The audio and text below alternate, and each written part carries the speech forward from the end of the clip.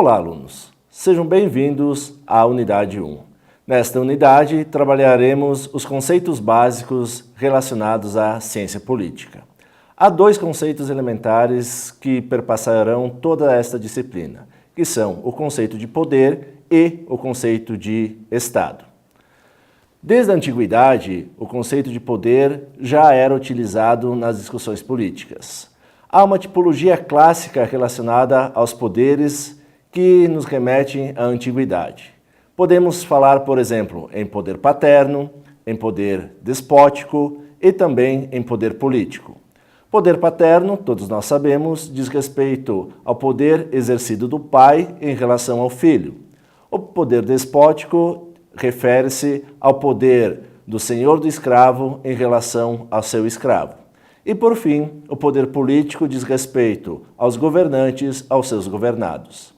Nesta disciplina, trabalharemos especificamente a questão do poder político e de seus desdobramentos. Já na antiguidade, nós podemos encontrar a concepção de uma tipologia clássica dos poderes que foi desenvolvida pelo filósofo Aristóteles por volta do século IV a.C.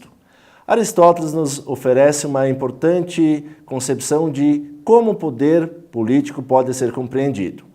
Há três formas distintas de um bom governo, que seria um governo de um, chamado por Aristóteles de monarquia, um governo de vários, chamado por Aristóteles de aristocracia, e um governo de muitos, chamados por Aristóteles de politeia. Esses três governos, monarquia, aristocracia e politeia, seriam três formas boas de governo.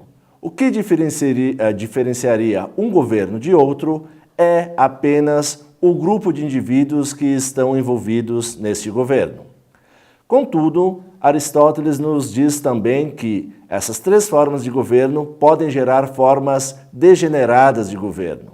E aí encontram-se o quê? De um bom governo da monarquia, dá-se a tirania. De um governo de vários, aristocracia, tem-se a oligarquia. E, por fim, de um governo de muitos, da politeia, temos a democracia. Cabe ressaltar que, para Aristóteles, assim como os demais filósofos gregos, a democracia era vista como uma forma degenerada de governo. Há diferentes autores e diferentes pensadores que exploram o problema da democracia na Grécia Antiga, como sendo uma forma degenerada de governo. Não entraremos em detalhes sobre essa discussão, mas fica a dica para quem quiser saber mais a respeito da democracia grega, consultar as referências bibliográficas do livro-texto. Na modernidade, a discussão a respeito da tipologia do poder também reaparece, agora dedicada de um modo mais especial por autores como Norberto Bobbio e Max Weber. Esses autores desenvolvem também compreendem o poder de três formas distintas, a saber, o poder econômico, o poder ideológico e o poder político. O poder econômico pode ser compreendido através do quê? Através da influência de recursos financeiros em indivíduos, em sociedades e propriamente na mudança de comportamento das pessoas. Por exemplo, um proprietário de terras ou um grande empresário pode exercer seu poder econômico fazendo com que determinados indivíduos exerçam uma carga horária X ao longo de uma semana, de um mês ou até mesmo de um ano. O poder ideológico pode ser compreendido através do quê? Através da influência que partidos políticos, religiões, líderes de governo exercem sobre seus indivíduos. Fundamenta-se, acima de tudo, numa influência de ideias, pensamentos e posturas. O poder ideológico pode ser compreendido, por exemplo, nos princípios ditados pelas religiões que instigam determinadas pessoas a terem determinado tipo de comportamento. Por fim, o poder político, e aquele poder que é o poder que nos interessa nesta unidade como um todo, encontra-se fundamentado, acima de tudo, na posse de instrumentos através dos quais se exerce a força física, isto é, através dos quais pode-se utilizar armas de qualquer espécie e grau. Em linhas gerais, é uma nova concepção de poder que emerge a partir da contemporaneidade. Essa relação entre poder político, principalmente na Idade Moderna, ela encontra-se fundamentada diretamente com a questão do Estado. O Estado encontra-se legitimado em utilizar o poder.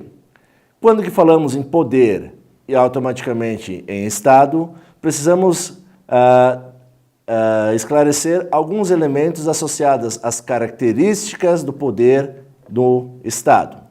Entre essas características estão a exclusividade, que significa o quê? O caráter monopolista do Estado.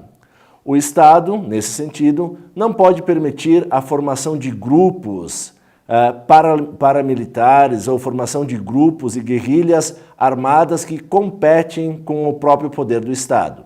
O Estado, ele tem exclusividade. A universalidade. O Estado decide em nome de todos, ou seja, o Estado tem autonomia e ele é responsável por todos os indivíduos que fazem parte deste Estado. E, por fim, a inclusividade, ou seja, nenhuma esfera social está isenta da intervenção do Estado. Por exemplo, o Estado ele tem autonomia e, ao mesmo tempo, o dever de intervir na saúde, na educação, na moradia, no direito, entre outras áreas mais. Além dessa concepção do Estado como um todo, como sendo o organizador da atividade civil, nós precisamos falar, digamos assim, dos elementos que dão identidade, que constituem, que dão identidade ao próprio Estado. Um dos principais teóricos a ressaltar e a fundamentar a divisão do Estado foi o filósofo francês Montesquieu, onde propõe a divisão do Estado em três funções: a função legislativa, a função executiva e a função judiciária. Atualmente fazem parte da função legislativa, por exemplo, os vereadores, deputados estaduais, deputados federais e senadores. Fazem parte da função executiva os nossos prefeitos, governadores e o presidente da República. Por fim, fazem parte da função judiciária juízes e demais elementos da esfera judiciária. Em linhas gerais, esses são os conceitos básicos que perpassam a unidade 1. Relembrando, conceito de poder, onde há uma concepção antiga, também poderíamos chamar de tradicional, fundada em Aristóteles, e uma concepção moderna, contemporânea, fundamentada principalmente em Max Weber e Norberto Bobbio.